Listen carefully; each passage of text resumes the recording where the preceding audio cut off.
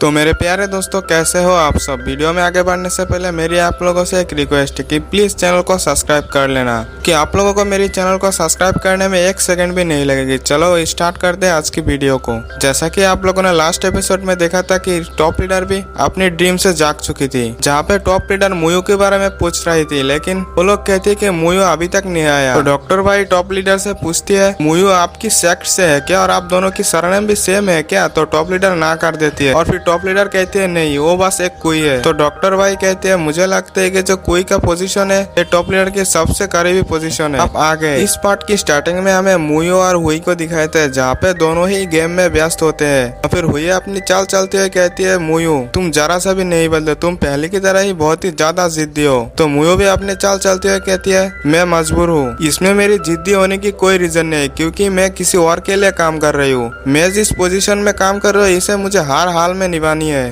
तो मुयू ऐसे ही बातें करते हुए हुई को हराते हुए उसके आगे की ओर जाने लगती है और आखिरी चाल चलते हुए उसके एकदम गले के आगे अपनी फिंगर को रखते हुए कहते हैं, तुम हार चुके हो, अब तुम्हें हार मान लेना चाहिए। तो हुई कहती है, मैंने सुना था कि तुम्हारे जो शॉर्ट टेक्निक है वो हर दिन पावरफुल होती जा रही है, लेकिन मैंने ये उम्मीद नहीं की थी कि तुम मुझसे इस चेस गेम में बहुत ही आगे जा चुके होंगे। मेरा काम तुम्हें बस रोकना था, इसलिए मैंने तुम्हें रोका, क्योंकि हमारे अंदर अभी भी थोड़ी सी दोस्ती बची हुई है। तो मुयू कहते हैं कि थोड़ी सी दोस्ती अभी भी बची हुई है, तो तुम उस दोस्ती के खातिर मुझे क्या जाने दे सकते हो यहाँ से। तो हुई कहती है, माफ करना, मैं ऐसा नहीं कर सकता। और वो एक अगरबत्ती निकालती है और जला डालती है और कहती है, क्या प्लीज तुम इस अगरबत्ती के खत्म होने तक यहाँ पे रोक सकती हो।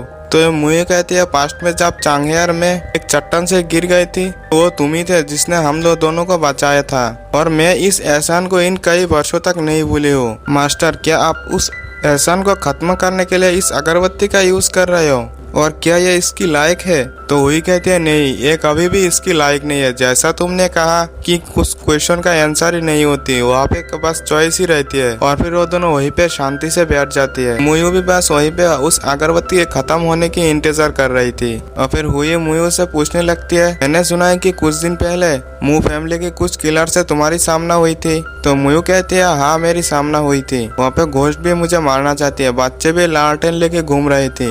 तो हुई कहती है, ऐसा तो होना ही था, क्योंकि चांगहे एक नई डार्क रिवर की स्थापना करना चाहती है। तो मुयू कहते हैं, ये सभी किलिंग हो रहे हैं और एक किलिंग सिचुएशन के लिए है। मुझे लगता है कि रास्ते में बहुत सारे लोग मारे जाएंगे, जिनकी की मुझे बहुत ही ज्यादा परवाह है, इसमें से मेरे अपने भी होंगे। और फिर मुयू यहाँ से उठ के जाने लगते और कहती है, तुम्हारी टाइम पूरी हो चुकी है, अब मैं यहाँ से चलती हूँ। तो जैसे हुई मुयू को वहाँ से जाते हुए देखते तो एकदम से उसके सामने आ जाती है और कहने लगते हैं, इस किलिंग के बाद अब वहाँ पे एक नई डार्क रिवर की स्थापना होगी, जो कि रोशनी से भरे हुए होंगे। और फिर वो अपनी शॉर्ट को निकालते अपने गले पे रख लेती है, क्योंकि वो अपने आप को मारने वाली थी। ये देखती है मुयू एकदम से जाते हुए उसके सामने से उसकी शॉर्ट टूट जाती है। मुयू ने इतने स्पीड से उसकी शॉर्ट को तोड़ दिया था, उसे भी पता नहीं चली थी। और फिर मुयू वहाँ से जाते हुए कहती है, मैं ऐसे ही चलता रहा तो मैं जहाँ पे जाना चाहती हूँ मेरी मंजिल तक मैं पहुँच जाऊंगी। और फिर सीन शिफ्ट होता है, हमें जंगल की सीन को दिखाया था, जहाँ पे वो डार्क रिवर के मेंबर एक चट्टान के ऊपर आके खड़ी हो गई थी और उसके पास एक बटरफ्लाई आ रही थी। और फिर वो उस बटरफ्लाई को ध्यान से देखने लगता है, जहाँ पे वो बटरफ्लाई उसके पास आते ही पूरी तरीके से गायब हो चुकी थी। और फिर उसे आसपास की सिचुएशन बहुत ही ज्यादा बुरी महसूस होती है। वो जल्दी से जल्दी टॉप लीडर के घर के आसपास की जो शील्ड थी उसे और भी ज्यादा पावरफुल बनाने लगती है। और वो कहती है, टॉप लीडर को जल्द से जल्द यहाँ से ले चलो,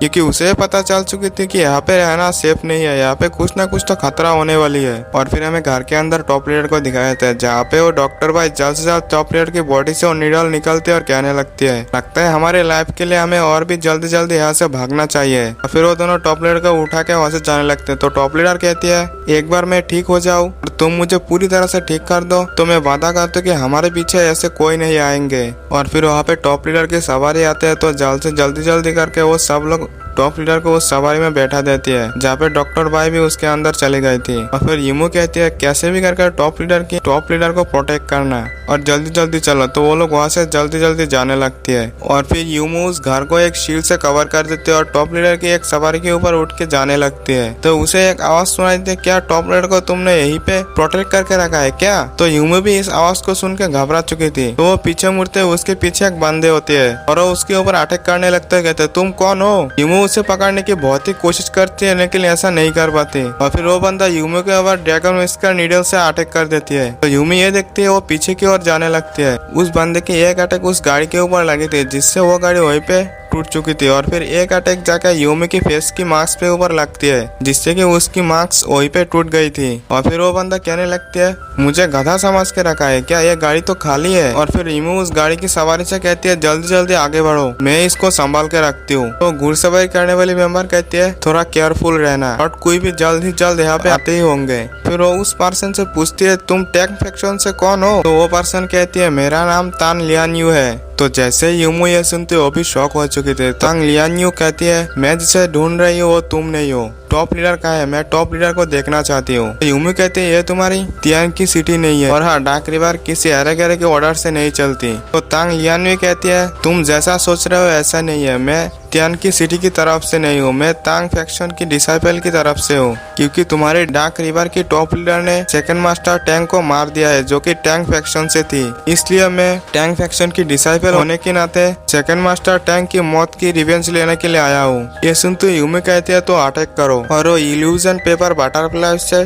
तांग लियान्यू के ऊपर अटैक कर देती है। तो तांग लियान्यू अपने डिनल से एक अटैक करती है, वो अटैक सीधा जाकर यूमो को हिट करती है। तो यूमो भी इस अटैक से पीछे हो गई थी। और फिर तांग लियान्यू कहती है, तुमने इस टेक्निक का यूज किया मेरे ऊपर घोस्ट स्पाइडर को चलाने के लिए, क्या तुम्हें लगा कि मैं इसका ध्यान नहीं दूंगी? तो ये सुनते यूमी कहती है, अबे पागल, और वो अपनी किसी पावर को इस्तेमाल करने लगती है जिससे तांग लियान्यू जिस स्पाइडर को अपनी पैर से कुचल देती है वो ब्लास्ट हो जाती है। और फिर तांग लियान्यू कहती है, घोस्ट स्पाइडर अटैक करती है अपनी पॉइजनस धागे से, लेकिन तुमने इन स्पाइडर्स के ऊपर क्या इस्तेमाल किया? तो यूमी कहते हैं, मैंने जिस चीज को इस स्पाइडर के ऊपर इस्तेमाल किया, तुम्हारी टांग फैक्शन इससे बहुत ही ज्यादा डरती है। ये थंडर बोल्ट है, ये लियू फैमिली की थंडर बोल्ट हॉल से है। और फिर बहुत सारा मकड़ी तांग लियान्यू की बॉडी में चढ़ने लगता है। तो वो कहती है, तुम डार्क रिवर की मू फैमिली से हो, यानी कि स्पाइडर वोमेन। तो यूमी कहती है, मुझे यह टाइटल जरा से भी पसंद नहीं, और उन मकड़ियों को ब्लास्ट कर देती है। तो तांग लियान्यू इस अटैक से बचने के लिए वहाँ से हट जाती है। और फिर तांग लियान्यू एकदम यूमो के पीछे आ जाती है और कहने लगती है, तुम्हें लगता है कि हमारी तांग फैक्शन इससे डरती है, तो हमारी तांग फैक्शन तुम्हारे इस थंडर बोल्ट से जरा से भी नहीं डरती है। और यूमो के ऊपर अपनी वेपन से अटैक कर देती है। और फिर सीन शिप पर हमें मुयू को दिखाई जाती है, यहाँ पे वो टॉप लीडर की और बहुत ही तेजी से बढ़ रही थी। फिर वो कहने लगती है, लगता है चांगे ने सू फैमिली से बहुत सारे वॉरियरों को तैनात किया है मुझे रोकने के लिए। और फिर मुचन को कुछ वॉरियर्स वहाँ से जाते हुए महसूस होती है, तो वो वहीं पे रुक जाती है और कहने लगती है, मुझे लगता है कि टॉप लीडर और उनके साथ सारे लोग बहुत ही ज्यादा बैड सिचुएशन में होंगे, इसलिए मुझे जल्द से जल्द टॉप लीडर के पास पहुंचना चाहिए। फिर से सीन शॉपर हमें यूमे और तांग लियान्यू की फाइट को दिखाया था, जहाँ पे तांग लियान्यू यूमे के ऊपर अटैक कराई जा रही थी, लेकिन वो इल्यूजन में फंस चुकी थी। तांग लियान्यू के चारों ओर यूमे की उस क्लोन घूमने लगते है, तो तांग लियान्यू उन क्लोन के ऊपर अटैक करने लगती है। आखिर में तांग लियान्यू